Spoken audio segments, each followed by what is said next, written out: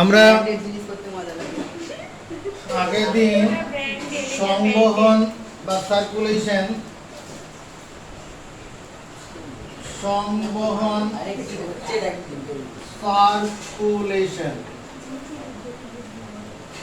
এটা পড়ানো শুরু করেছিলাম। তো ঘটনাটা কিরকম, প্রতিটি জীবদেহে, আমরা জীবদেহ বলতে মানুষকেই মনে করো, গরু ছাগলের ক্ষেত্রে একই ঘটনা হবে। প্রতিটি, আমরা মানুষের দেহে বলি, প্রতিটি মানুষের দেহে বিভিন্ন রকমের জৈবিক ক্রিয়া ঘটে চলেছে।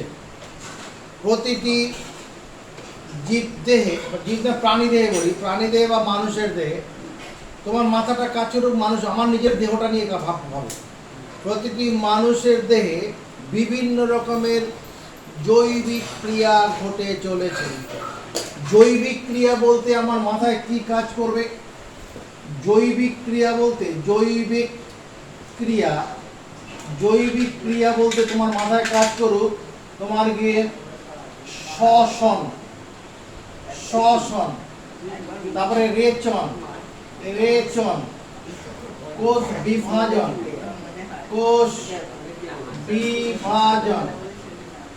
তারপরে চলন গমন,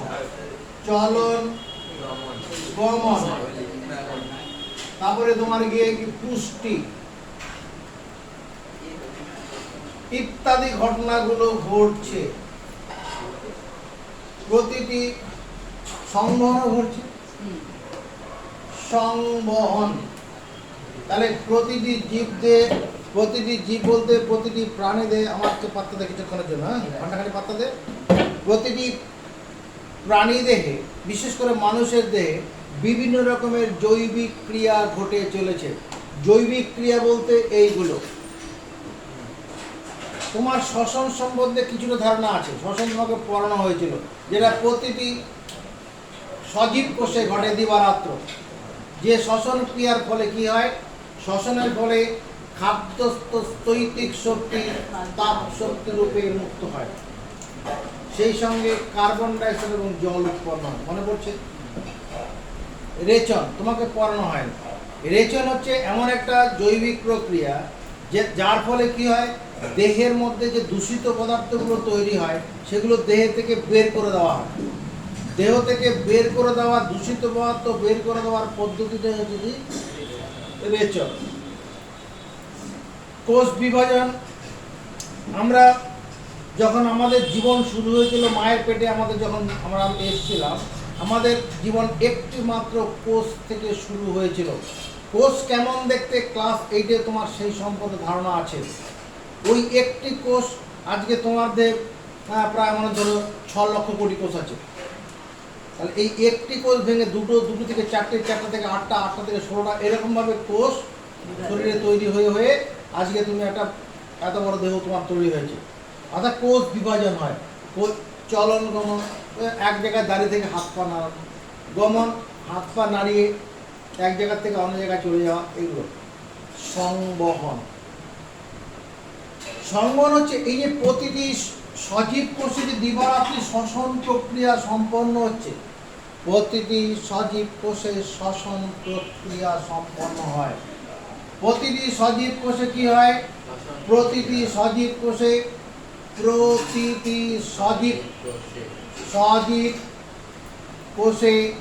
শ্বসন প্রক্রিয়া সম্পন্ন হচ্ছে।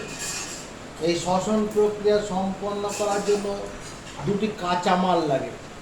শ্বসন প্রক্রিয়া সম্পন্ন করার জন্য দুটি কি লাগে? র ম্যাটেরিয়ালস লাগে। এই শ্বসন প্রক্রিয়া সম্পন্ন করার জন্য দুটি কাঁচামাল কি লাগে? কাঁচামাল, যার একটার নাম হচ্ছে গ্লুকোজ, 2 নম্বর হচ্ছে অক্সিজেন।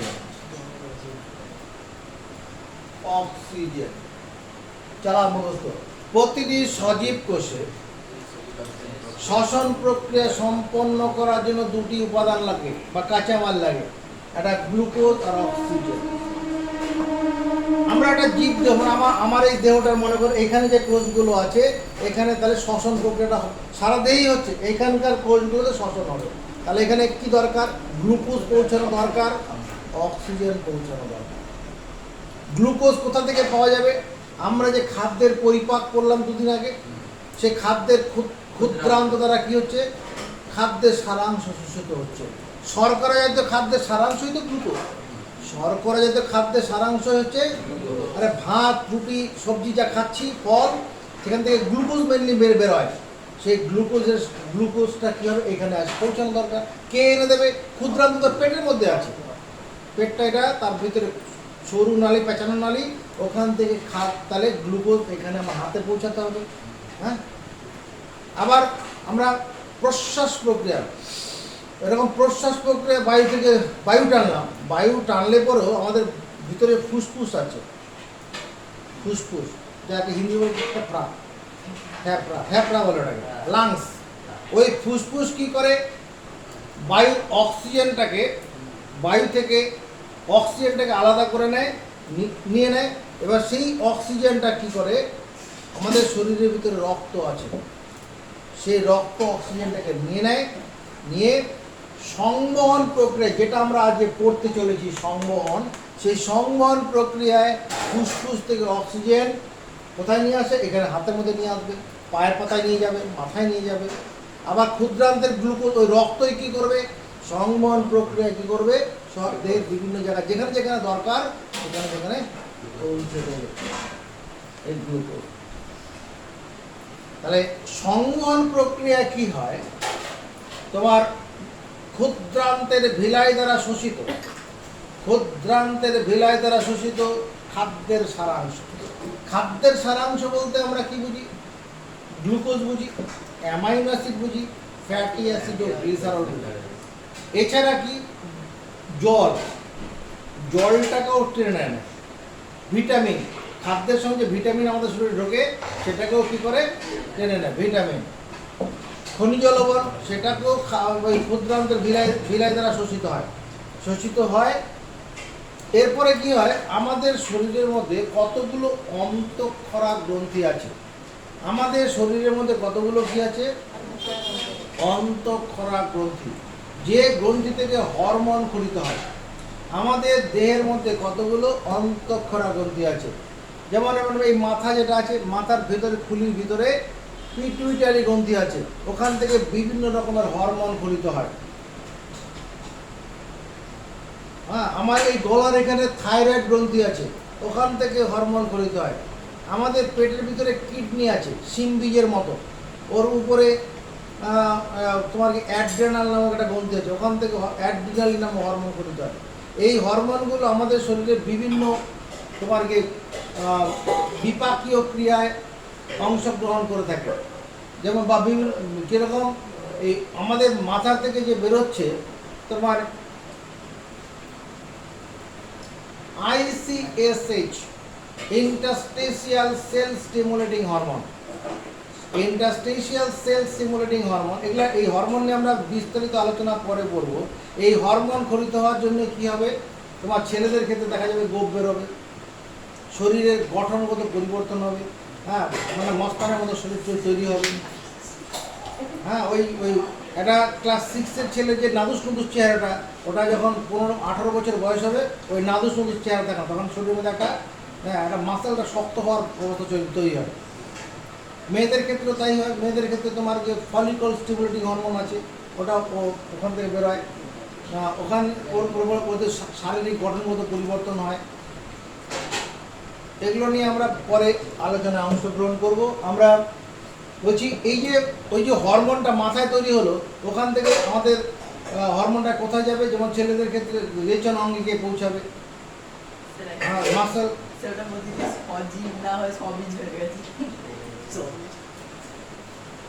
সজীব কোষে, সজীব কোষ, ঠিক আছে। তাহলে সংবহনটার সংজ্ঞাটা কি বলেছিলাম? যে জৈবিক প্রক্রিয়ায় তরল মাধ্যমে সুনির্দিষ্ট পথে, এরকমভাবে লিখি, যে জৈবিক প্রক্রিয়ায়, যে জৈবিক প্রক্রিয়ায়, কারণ সংবহন একটা জৈবিক প্রক্রিয়া, যে জৈবিক প্রক্রিয়ায় তরল মাধ্যমে তরল তরল মাধ্যমে সুনির্দিষ্ট পথে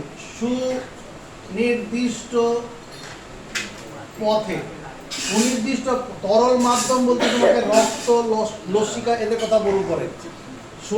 তরল মাধ্যমে সুনির্দিষ্ট পথে খাদ্যের সারাংশ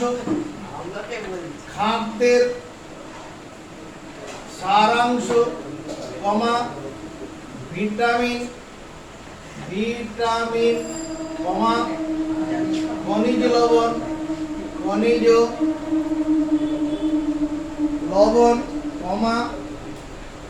জল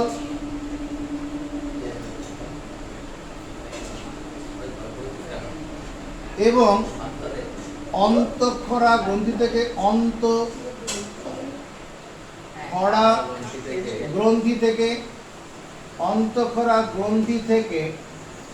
ক্ষরিত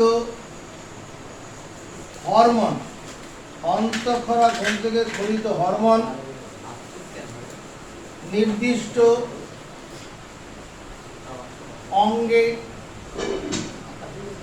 অঙ্গে পৌঁছায় এবং যে জৈবিক প্রক্রিয়ায় তরল মাধ্যমে সুনির্দিষ্ট পথে খাদ্যের সারাংশ ভিটামিন খনিজ লবণ জল এবং অন্তঃক্ষরা গ্রন্থি থেকে ক্ষরিত নির্দিষ্ট অঙ্গে পৌঁছায়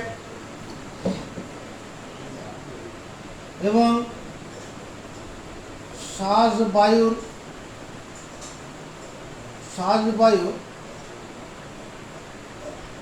নির্দিষ্ট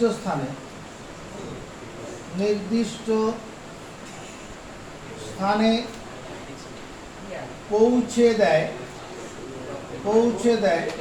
এবং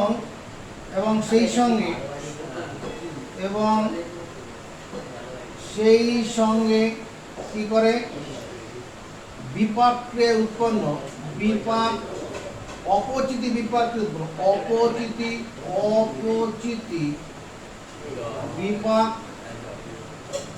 ক্রিয়ায়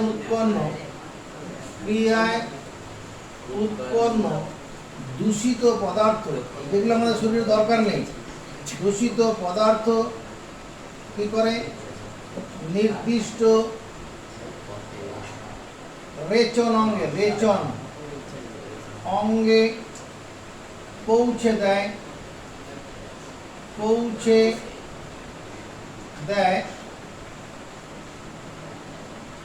দেয় তাকে বলে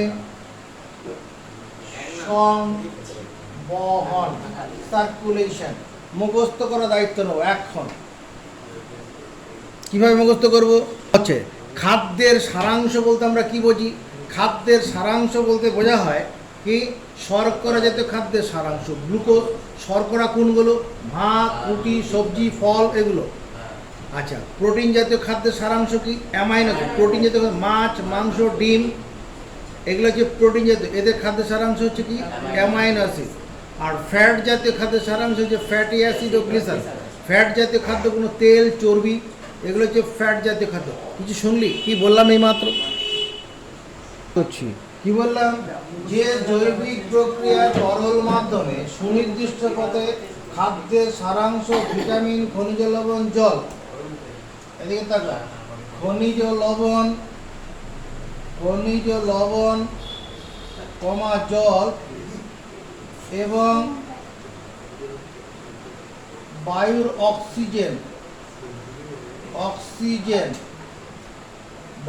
অক্সিজেন প্রতিটি সজীব কোষে পৌঁছায়। প্রতিটি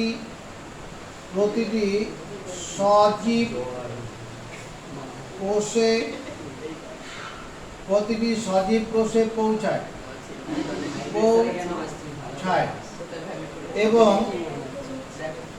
অন্তঃক্ষরা গ্রন্থি থেকে ক্ষরিত এবং অন্তঃক্ষরা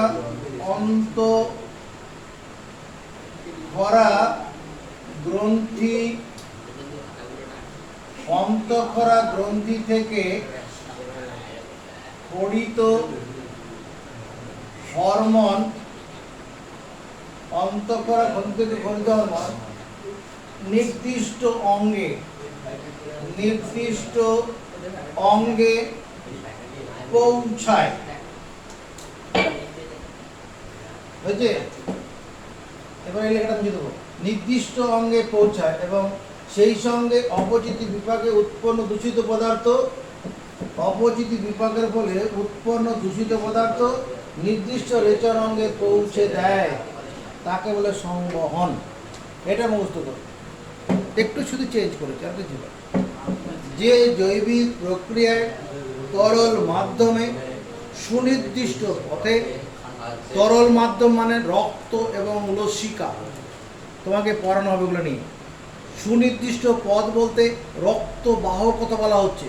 রক্তবাহ মানে শিরা ধমনী হবে। আমাদের দেহটা যদি চেরা যায়, ওর ভেতরে অনেক সরু মোটা বিভিন্ন রকমের পাইপলাইন পাওয়া যাবে। যে পাইপলাইনগুলোকে আমি সুনির্দিষ্ট পথ বলছি।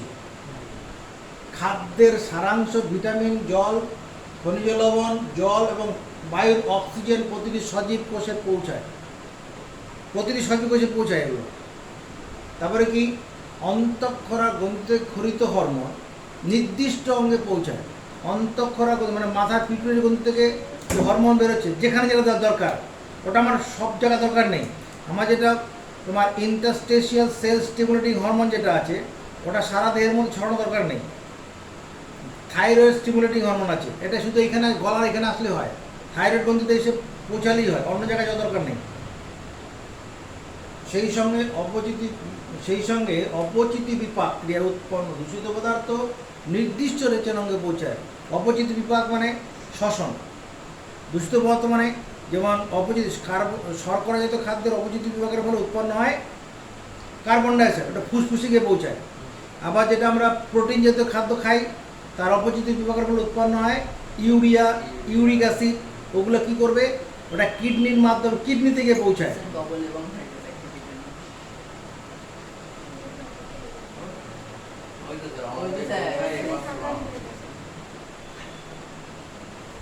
চলো এটা মুখস্থ করার চেষ্টা করুন।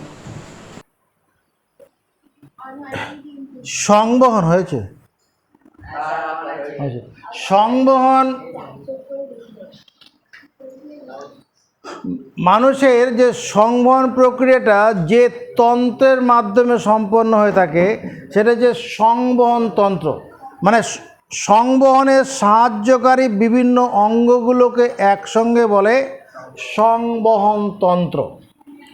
সংবহন তন্ত্র, সার্কুলেটরি সিস্টেম বা সার্কুলেশন সিস্টেম। এই সংবহন তন্ত্র মানে সংবহনের সাহায্যকারী অঙ্গগুলি মিলিত হয়ে যে তন্ত্র গঠন করে, তাকে সংবহন তন্ত্র বলা হয়। সংবহনের সাহায্যকারী অঙ্গগুলি মিলিত হয়ে যে তন্ত্র গঠন করে, তাকে সংবহন তন্ত্র বলা হয়। সংবহন তন্ত্রের উপাদান কী কী অঙ্গ ওখানে কাজ করছে? একটা যে হৃৎপিণ্ড, 2 নম্বর রক্তবাহ, 3 নম্বর রক্ত। এই 3টি অংশ রয়েছে। রক্ত সংবহন তন্ত্রের অন্তর্গত বিষয়গুলো কী কী আছে? সংবহন তন্ত্রের অন্তর্গত উপাদান হৃৎপিণ্ড, রক্তবাহ, রক্ত, এইটুকুন থাকলেই হবে। প্রথমে হৃৎপিণ্ড নিয়ে আমরা চিন্তা করি। আমাদের যে দেহটা আছে, এই যে আমার কথা চিন্তা করো, আমার এটা যে বুকের পাঁজর, এখানে এই মাংসর যদি এখান থেকে চামড়ার ছালটা ছাড়িয়ে নেওয়া যায়, তাহলে যে এরপরে পাঁজর বেরোবে। ওই পাঁজরের ভিতরে বাদিক ঘেঁষে, আমার হাতের বাদিক ঘেঁষে কী আছে, এটা এইরকম একটা তোমার এরকম কাত করা থাকবে। অবশ্য নজর রাখো, এরকম একটা তোমার গিয়ে শাঙ্খব আকৃতির, শাঁখের মতো বা ডাবের মতো এরকম একটা অঙ্গ আমার এরকম এরকম এরকম ই করে থাকবে। তোমার যদি এরকম ঘটনা থাকে, এটা যদি লেফট সাইড ধরো, এটা রাইট সাইড, আমার হাতের লেফট, তোমার হাতের লেফট, আমার রাইট, তোমার হাতের রাইট। এটাকে বুকের মধ্যে এরকম সেট করা যায়। এখানে 2/3 অংশ, 2/3 অংশ, 2/3 অংশ বাঁ দিক ঘেঁষে থাকে, আর 1/3 অংশ কোথা থাকে, ডান দিক ঘেঁষে। এরকম একটা এরকম বেঁকে থাকবে, বেঁকে, খারাপভাবে থাকে না। এইরকম একটা মাংসল পিণ্ড আমার এখানে রয়েছে, যেটা অনবরত কী করছে, মানে একটা নির্দিষ্ট তালে মানে সংকোচন প্রসারিত হচ্ছে। মানে সংবহনতন্ত্রের অন্তর্গত যে পেশিবহুল পেশি, এই তুমি যদি মাংসর দোকানে যাও খাসির মাংস কেনার জন্য, ওখানে দোকানদারকে যদি বলো যে দেখি হৃৎপিণ্ডটা দেখান তো আমাকে, কেমন দেখিয়ে দেবে। তুমি বাড়িতে নিয়েছেন দোকান, বাড়িতে নিতেও দেবে। ওই একটা খাসির বা পাঁঠার যে হৃৎপিণ্ড, যেমন আমাদের দেহের মধ্যে হৃৎপিণ্ডটা ওই রকমই আছে, আমাদের তার সাইজে একটু বড় আছে। আমাদের হৃৎপিণ্ডের ওজন 300 গ্রামের মতো। কতটা ওজন? 300। এটা কি তোমার মাংসল পিণ্ড। তাহলে কি সংবহনতন্ত্রের অন্তর্গত, সংবহনতন্ত্রের অন্তর্গত পেশিবহুল যে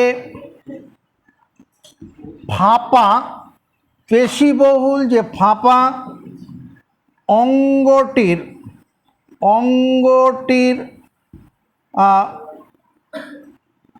ছদ্ম দন্ত নয়, ছদ্ম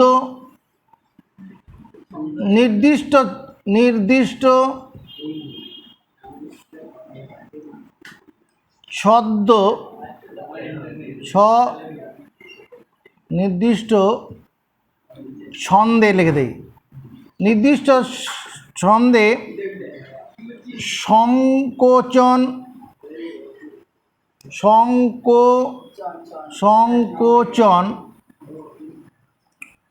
ও প্রসারণ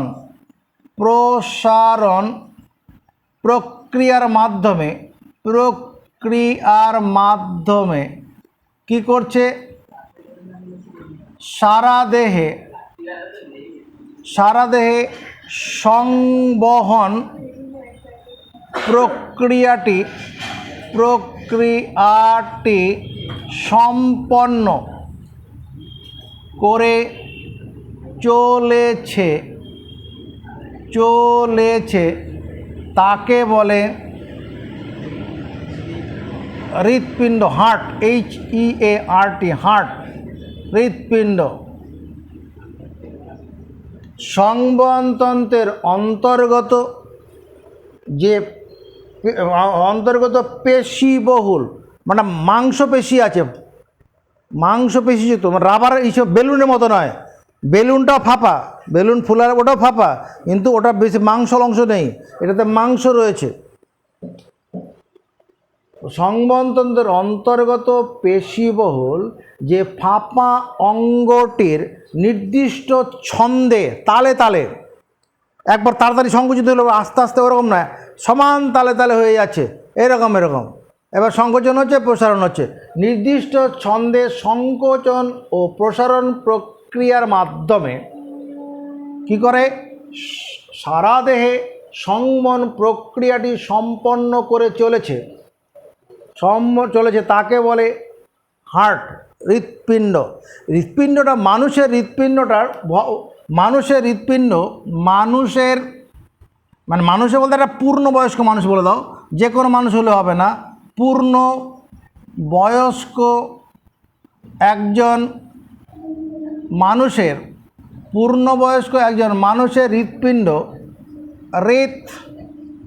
হৃৎপিণ্ডের ভর কত, 300 গ্রাম। পূর্ণবয়স্ক একজন মানুষের হৃৎপিণ্ডের ভর কত, 300 গ্রাম। এই হৃৎপিণ্ড সম্পর্কে একটু আমরা জিনিস জানি। হৃৎপিণ্ডটার গা 30 স্তরীয় আবরণ আছে। হৃৎপিণ্ডের গায়ে 30 স্তরীয় আবরণ। যেমন তুমি খালি গায়ে থাকলে তোমার কোনো আবরণ নেই, তুমি গেঞ্জি পরলে একটা আবরণ তৈরি হলো, গেঞ্জির পরে কি করলে একটা জামা পরলে আরেকটা আবরণ তৈরি হলো, জামার উপরে আর কী করলে একটা সোয়েটার পরলে, তারা 30 স্তরীয় আবরণ হলো কি না। এইরকম হৃৎপিণ্ডটা, এই যে হৃৎপিণ্ডটা এরকম সাংকব আকৃতির হয়, এটা আমাদের যে পাঁজর রয়েছে, পাঁজরের দুপাশে দুটি ফুসফুস আছে, সেই ফুসফুস দুটার মাঝখানে একটু বাঁদিক ঘেঁষে এই হৃৎপিণ্ডটি অবস্থিত, শঙ্খ আকার হৃৎপিণ্ডটি অবস্থিত। কোথায়? আমাদের পাঁজর অস্থির ভেতরে দুই ফুসফুসের মাঝে বাঁদিক ঘেঁষে, বুঝতেই পারছো, 2/3 অংশ বাঁদিকে থাকবে আর 1/3 অংশ ডান দিকে থাকবে। হৃৎপিণ্ডের ভর 300 গ্রামের মতো। হৃৎপিণ্ডটি কোথায় অবস্থান করছে? অবস্থান হচ্ছে মানে অস্থি, আমাদের পাঁজর অস্থির মধ্যে দুই ফুসফুসের মাঝে, দুই ফুসফুসের মাঝে, দুই ফুসফুসের মাঝে বাঁদিক ঘেঁষে, বাঁদিক ঘেঁষে কি থাকে? আরে তির্যকভাবে থাকে, তির্যকভাবে অবস্থিত। ফুসফুসটা কোথায় অবস্থিত? পাঁজর অস্থির মধ্যে। বুকের যে পাঁজর, সেই পাঁজর অস্থি দুই ফুসফুসের মাঝে বাঁদিক ঘেঁষে তির্যকভাবে থাকে, খারাপ উলম্বভাবে নয়, এরকম বেঁকে থাকে।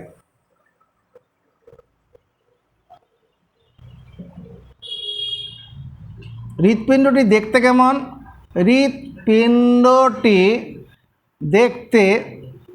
দেখতে শঙ্খব আকৃতির, শঙ্খব দন্ত সহায়কার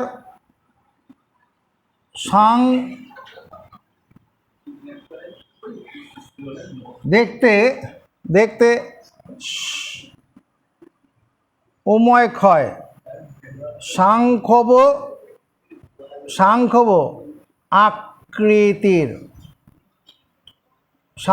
আকৃতির, আর একটু জানো, এই হৃৎপিণ্ডটি 3টি 3 স্তরীয় আবরণ দ্বারা আবৃত। হৃৎপিণ্ডটি 3 স্তরীয় আবরণ দ্বারা আবৃত। হৃৎপিণ্ড মানে আমাদের মানুষের হৃৎপিণ্ড কি আছে? মানুষের হৃৎপিণ্ড ত্রিস্তরীয়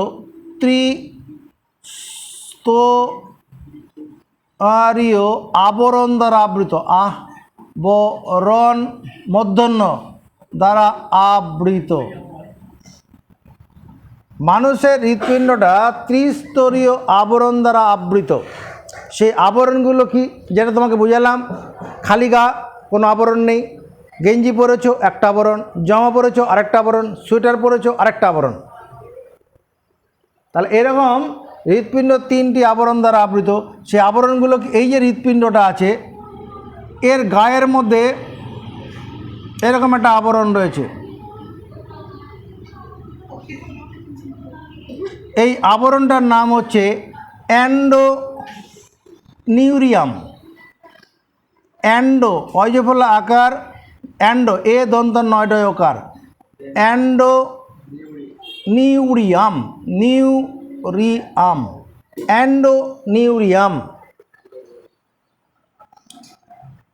এরপরে আছে,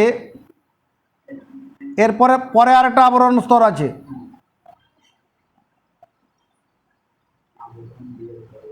তারপরে আরেকটা আবরণ স্তর আছে।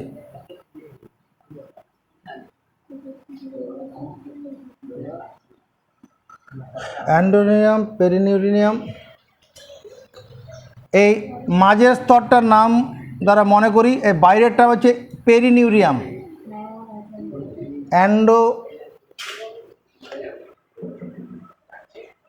তাদের একটু ভুল করা হয়ে গেছে। হৃৎপিণ্ডের যে বাইরের ত্রিস্তরীয় আবরণটা আছে, এটা হচ্ছে অ্যান্ডোকার্ডিয়াম। আমি ভুল করেছিলাম, এটা অ্যান্ডোকার্ডিয়াম।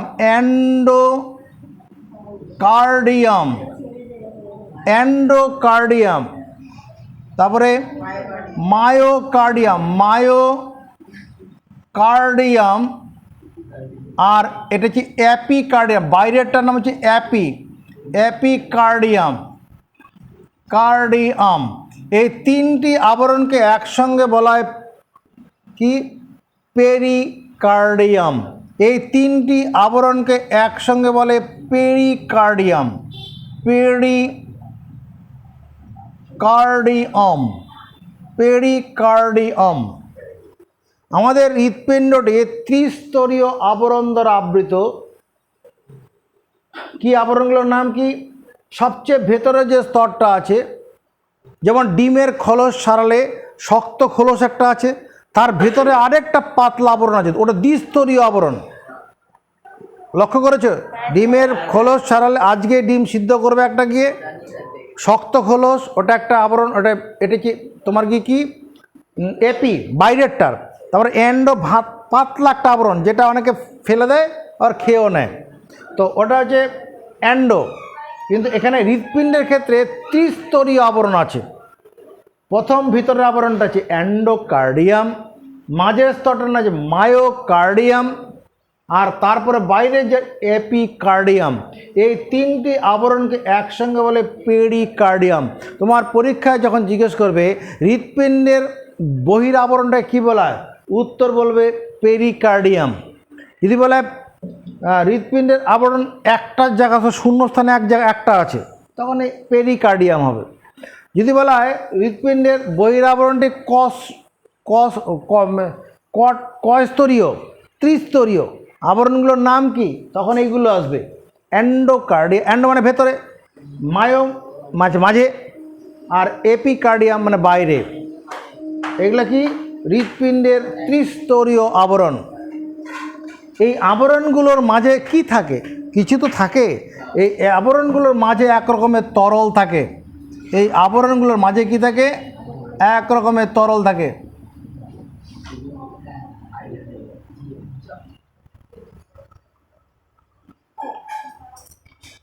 এরকম লিখে ফেলো।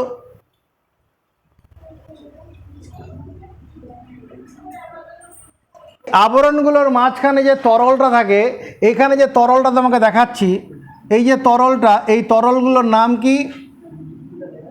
তোমার গিয়ে পেরিকার্ডিয়াল তরল। পেরিকার্ডিয়াল, পেরিকার্ডিয়াল তরল। পেরিকার্ডিয়াল নামক এক রকমের তরল থাকে। পেরিকার্ডিয়াল নামক এক রকমের তরল। একটা কাজ করছে না, একটা না কাজ। একটা বাড়িতে ঢুকলে পরে আমরা কি বিভিন্ন রকমের খুপড়ি দেখতে পাই। ঘর আছে, হ্যাঁ, রান্নাঘর, শোয়ার ঘর, মানে বাথরুম, পায়খানা, এরকম সব রয়েছে।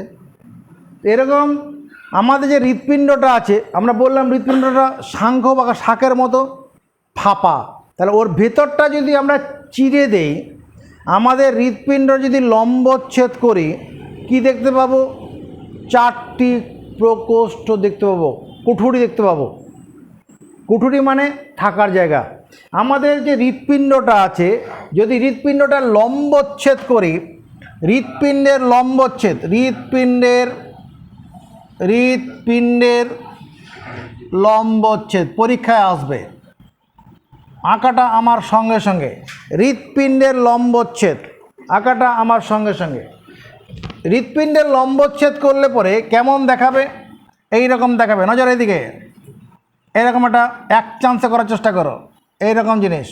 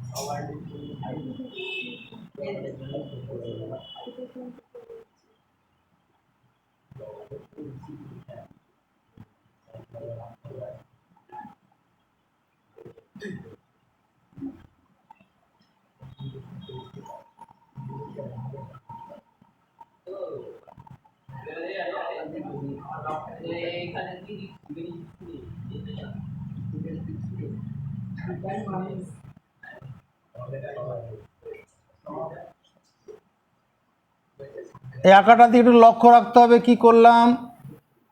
আঁকাটা দিকে লক্ষ্য রাখো, এরকম হেলে তো রয়েছে, এদিকে নিচের দিকে দেখ, এদিকের মাংসপেশিগুলো কি মোটা, এদিকে পাতলা, এটাই ঘটনা ঘটে।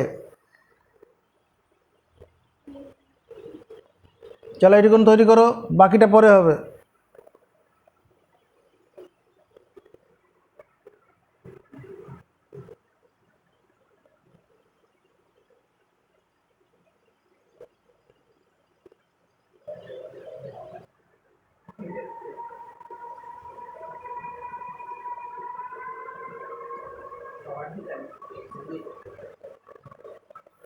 এবারে দেখো, এবার এখান থেকে এরকম আরেকটা প্রকোষ্ঠ এরকম আছে,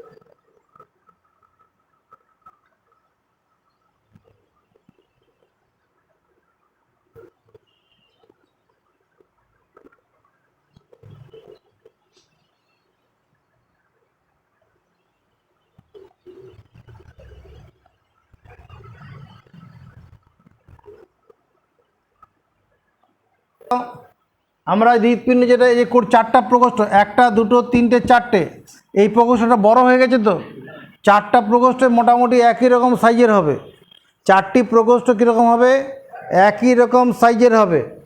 আর এই জায়গাগুলো, এই জায়গাটা দেখো একটু, এখানে যতটা চওড়া, এখানে ততটা চওড়া আছে কি, এদিকে তাকাও, এখানে যতটা চওড়া এই জায়গাটা ততটা চওড়া আছে নেই, অতএব নতুন করে আরেকবার রাখবো। আঁকা যাদের হয়েছে ঠিকমতো তারা নতুন করে আরেকবার,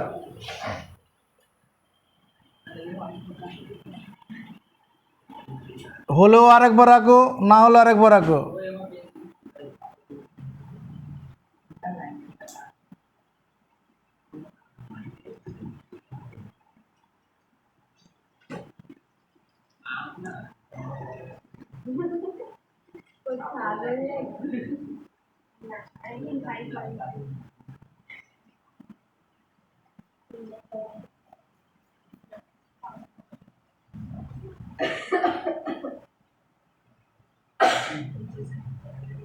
এই জায়গাটা খাঁজ খাঁজ মোটা মোটা মোটা খাঁজ থাকবে,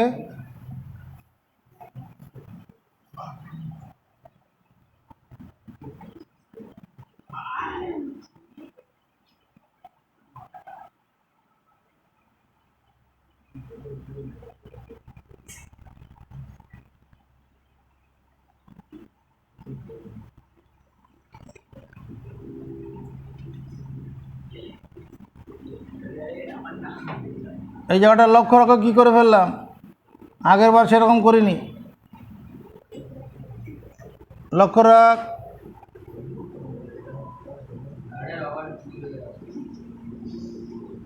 এই জায়গাটা লক্ষ্য রাখো, আগের বার এইভাবে করিনি, এবার ঠিক করে করো। এই পাঁচিলটা এনে এখান থেকে একটা পথ তৈরি করে দিলাম বাইরের দিকে যাওয়ার জন্য,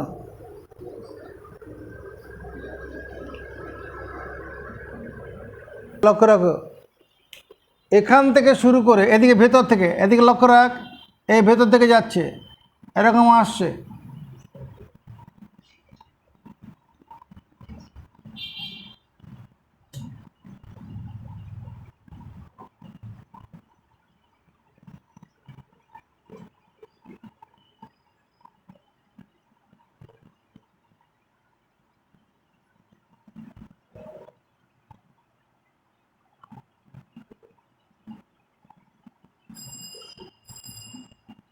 এদিক থেকে আসবে, এই নজর রাখো।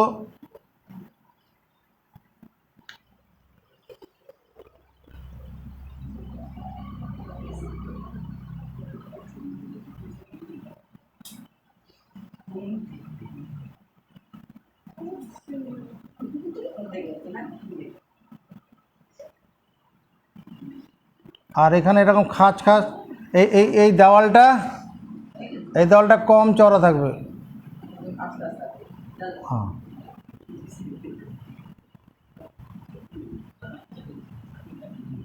এরকম ফাইবার থাকবে।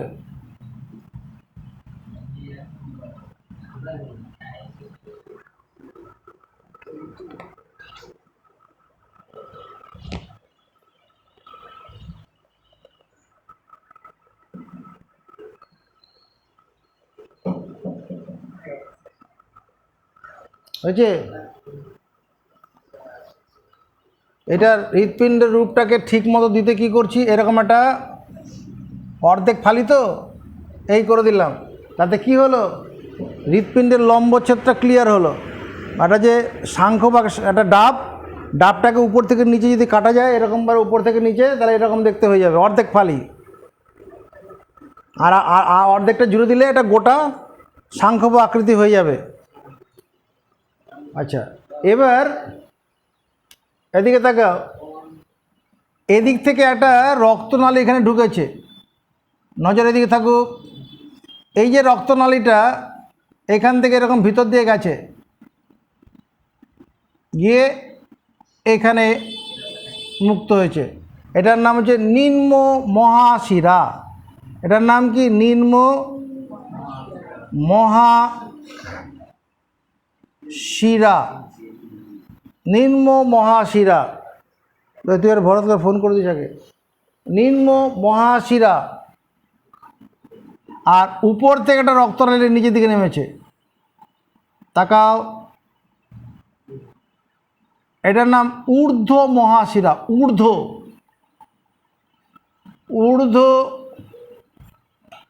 মহাশিরা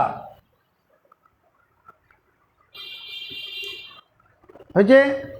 এখানে 4টি প্রকোষ্ঠ, এদের আগে নাম দেয়। এটার নাম হচ্ছে ডান অলিন্দ। ডান অলিন্দ। এটা ডান নিলয়। এটা বাম অলিন্দ। বাম নিলয়। এটা ভুলে যাওয়ার কোনো গল্প থাকবে না। উপরে প্রকোষ্ঠ দুটোকে অলিন্দ, নিচেরগুলোকে নিলয় বলে। এটার কোনটা ডান কোনটা বাম এটা বোঝার জন্য কি করব, এটাকে আমার বুকের মধ্যে সেট করব। বুকের সামনে এরকমভাবে কল্পনা করব, আমার হাতের ডান দিকটা ডান, বাম দিকটা বাম।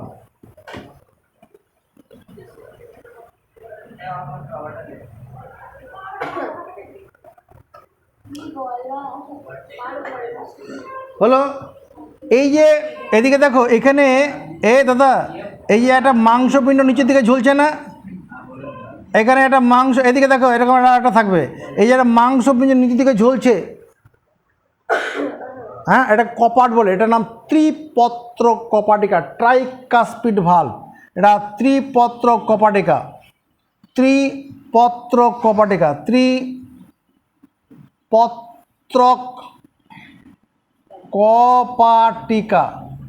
ত্রিপত্রক কপাটিকা।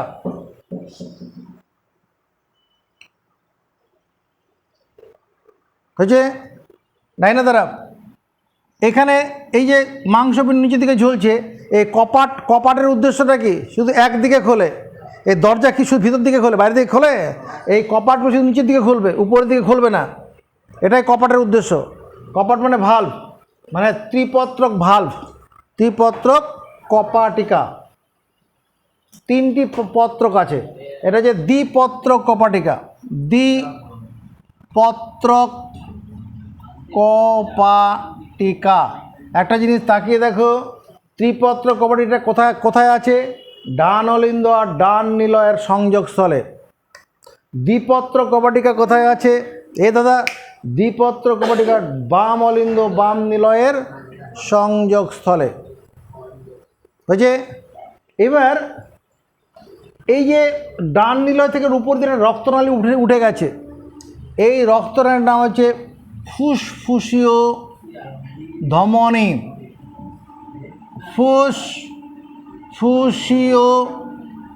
ধমনী, ফুসফুসীয় ধমনী ফুসফুসের দিকে গেছে, দুদিকে দুটো ভাগ হয়ে গেছে, দুটো ফুসফুসে দুটো নালী ঢুকে চলে যাবে। ফুসফুসীয় ধমনী, এই ফুসফুসীয় ধমনীর মাঝে একটা কপাট আছে। কি আছে? কপাট। এই কপাটটা এই রকম জায়গায় আছে। দাদারে তাকা, এরকম একটা ডিম বানাও। আরে বানা ডিম, ডিম বানিয়েছো। এই ডিমের মধ্যে তাকাও, এরকম একটা এরকম চাপ আঁকবো, এরকম একটা চাপ আঁকবো, এরকম একটা চাপ আঁকবো। এটার নাম অর্ধচন্দ্রাকার কপাটিকা বা পালমোনারি কপাটিকা। পালমোনারি কপাটিকা, এই কপাটিকাটার নাম কি? পালমোনারি।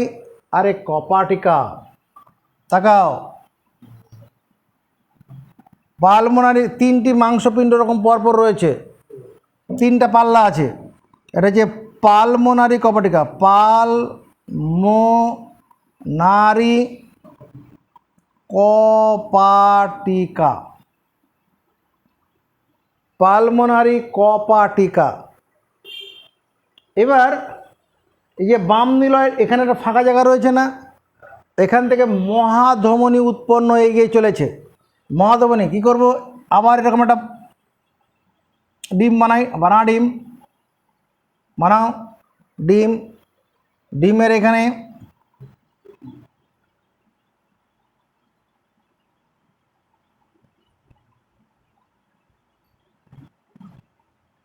হলো।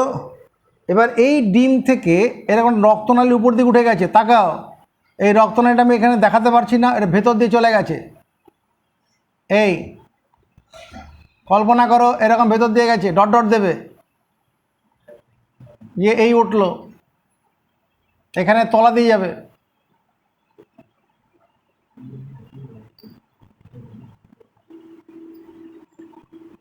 বোঝা গেছে কি ঘটনাটা ঘটলো? এখানে ভেতর দিয়ে রক্তনালী উপর দিকে উঠে গেছে, এটার নাম মহাধমনী। এটার নাম কি? মহাধমনী। মহাধমনী। এই মহাধমনী যেখান থেকে শুরু হয়েছে, ওর মুখে তো কপাট লাগানো আছে। এই কপাটটার নাম হচ্ছে অ্যাওর্টিক কপাটিকা। অ্যাওর্টিক, অ্যাওর্টিক কপাটিকা। অ্যাওর্টিক কপাটিকা।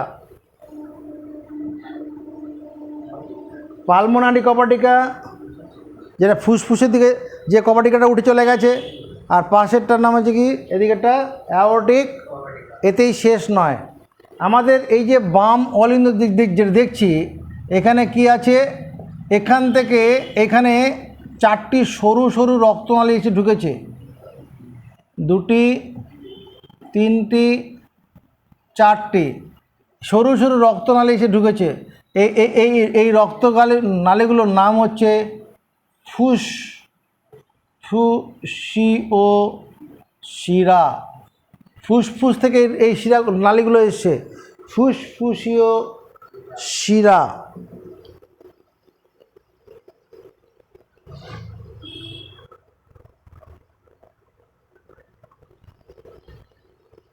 এখানে কি দেখতে পাচ্ছি? ডান নিলয়ের প্রাচীর ছেদে বাম নিলয়ের প্রাচীর কি বেশি পুরু? ডান নিলয়ের প্রাচীর থেকে বাম নিলয়ের প্রাচীরটা বেশি পুরু। এটা আমরা কি আঁকলাম? মানব হৃৎপিণ্ডের লম্বচ্ছেদ। এই মানব হৃৎপিণ্ডের লম্বচ্ছেদ পড়ার পরে আমরা পরের দিন মানে কি হৃৎপিণ্ডের মধ্যে রক্ত সংবহন কীভাবে সম্পন্ন হয় সেই উদ্দেশ্যে এগিয়ে যাব। এবার একটু তাকাও, যে নালীপথে রক্ত প্রবাহিত হয় তাদেরকে বলে রক্তবাহ। যে নালীপথে রক্ত প্রবাহিত হয়, যে নালীপথে তাদের বলে রক্তবাহ। রক্তবাহ, এই রক্তবাহ তিন রকমের আছে।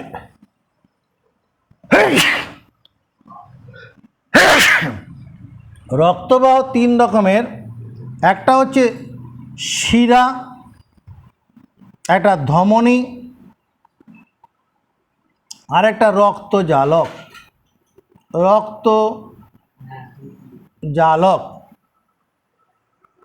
শিরা ধমনী রক্ত জালক।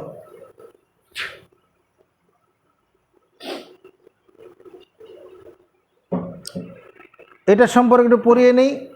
শিরা, যে নালীপথে রক্ত হৃৎপিণ্ডে এসে ঢোকে, এ দাদা নজরের দিকে, যে নালীপথে রক্ত রয়েছে, এই যে নিচের দিকে নিম্ন মহাশিরা, শিরা বলছি তো, এখান দিয়ে রক্ত এরকমভাবে ঢোকে, এদিকে তীর চিহ্ন দিচ্ছি, তাকাও, যে নালীপথে রক্ত হৃৎপিণ্ডে ঢোকে, তাকা, এই যে রক্ত নালীপথ, এই পথে হৃৎপিণ্ড রক্ত ঢোকে।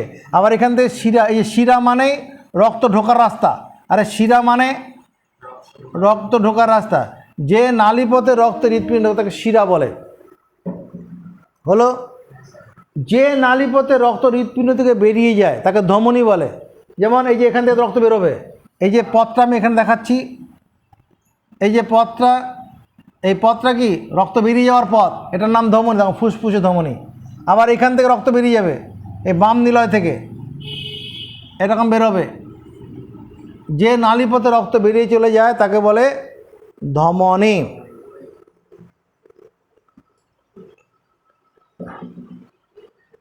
এখানে দেখ, এটা যদি শিরা হয়,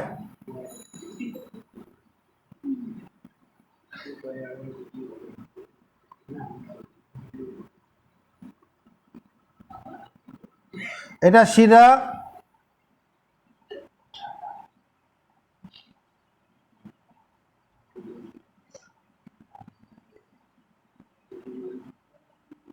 এটা হচ্ছে ধমনী। কি দেখতে পাচ্ছি দুটোর মধ্যে, এটা শিরা, এটা ধমনী, দুটোর মধ্যে তফাৎ কিছু আছে?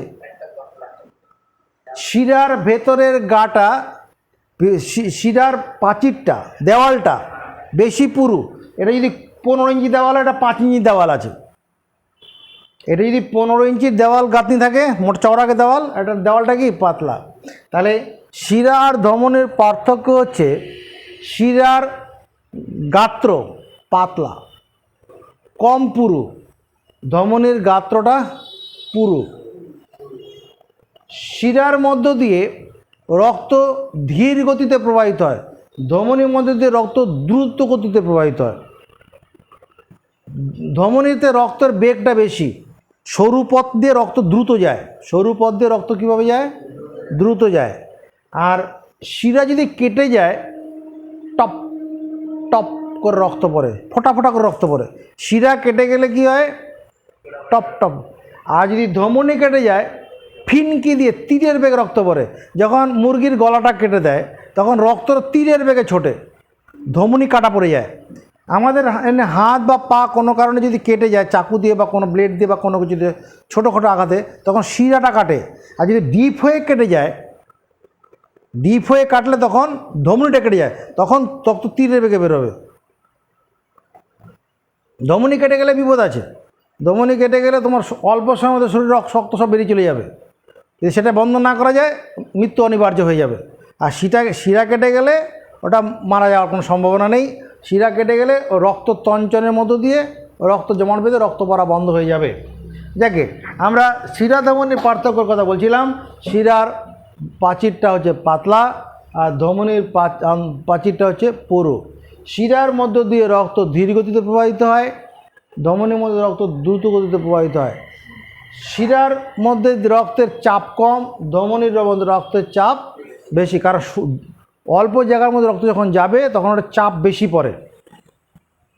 আচ্ছা, এবার শিরাতে কপাটিকা আছে, ধমনীতে কোনো কপাটিকা নেই। শিরায় কপাটিকা আছে, ধমনীতে কপাটিকা। আর একটা কি, শিরার মধ্য দিয়ে সাধারণত কার্বন ডাই অক্সাইড যুক্ত রক্ত প্রবাহিত হয়, আর ধমনীর মধ্য দিয়ে অক্সিজেনযুক্ত রক্ত প্রবাহিত হয়। ধমনীর মধ্যে দিয়ে কী হয়? অক্সিজেনযুক্ত রক্ত প্রবাহিত। এগুলো কোথা থেকে পাবো? ভিডিওর কথা শুনে নেবে, বইতেও তোমার আছে। এরপরে নিয়ে ভিতর থেকে এই যে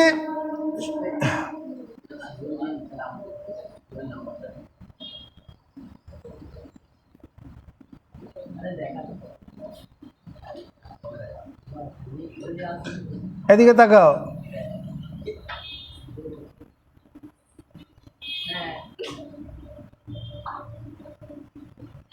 তার মানে এই দিকটা কি? এটা যদি শিরা বলি, এটা বলবো ধমনী, বলবো এর গাটা বেশি মোটা। এখানে আমি রক্তজালক করব, এইটুকুনাকে ছবি বানাও তাড়াতাড়ি তাড়াতাড়ি, তাই ক্রে ক্রে। এবার এই শিরা আর ধমনীর, যেখানে শিরা শেষ তারপরে ধমনী শুরু হবে, তার মাঝখানে থাকে রক্তজালক। রক্তজালকগুলো কেমন তাকাও। এই যে রক্তনালীটা আসছে, এখানে এরকম দুভাগে ভাগ হবে, তাকা, দুভাগে ভাগ হলো, এটা আবার ভাগ হবে,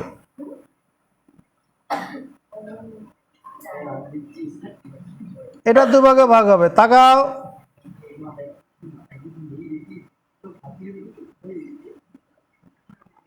এরকম ভাগ হবে।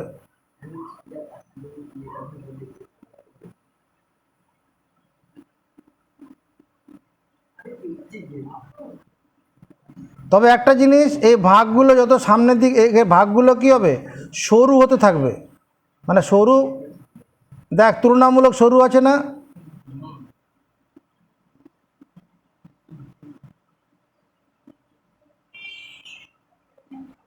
এদিক থেকে আবার আসুক,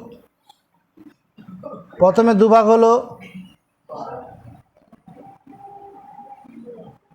দুভাগ হয়েছে, আবার এখানে দুভাগ হচ্ছে,